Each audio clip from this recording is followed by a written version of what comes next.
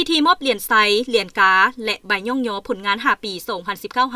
2019-2024 เนื่องในโอกาสคำนับหับตอนวันสร้างตั้งกองทัพประชาชนลาวครบรอบ75 ปี และผู้มีผลงานดีเด่นประกอบส่วนเข้าในกล่องประชุมสุดยอดอาเซียนข้างที่ 44-45 ได้จัดขึ้นในวันที่ 23 กรกฎาคม 2026 นี้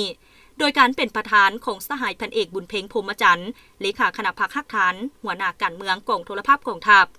มีคณะพรรคคณะบรรษาหัวหน้าแผนกห้องแผนกและพนักงานนักโหบทั่วกองโทรภาพกองทัพเข้าร่วมสหายพันโทคำสอนจินทปัญญาหัวหน้าแผนกบริหารสั่งรวมได้ขึ้นผ่านรัฐดำรัสของประธานประเทศแห่งสาธารณรัฐประชาธิปไตยประชาชนลาวว่าด้วยการประดับเหรียญใส่แห่งงานให้นายและพลทหารอยู่กองโทรภาพกองทัพที่มีผลงานประกอบส่วนเข้าในการปฏิบัติหน้าที่เวียกงานป้องกันชาติป้องกันความสงบตลอดระยะ5ปี 2019-2024 เนื่องในโอกาสเฉลิมฉลองวันสร้างตั้งกองทัพประชาชนลาวครบรอบ75 ปีสามมังกร 1949 หาสามมังกร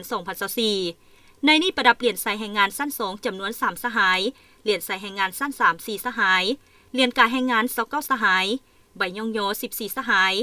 จากนั้นก็ได้ผ่านดำรัสของนายกรัฐมนตรีว่าด้วยการประดับเหรียญใส่แห่งงานเหรียญกาแห่งงานและมอบใบย่องโยให้บุคคลของอนุกรรมการกระทรวงป้องกันประเทศและกระทรวงป้องกันความสงบที่มีผลงานดีเด่นประกอบส่วนเหือแหงสติปัญญาเข้าในบ้านกะเกียมและดำเนินการเป็นประธานอาเซียนของสาธารณรัฐประชาธิปไตยประชาชนลาวในปี 2024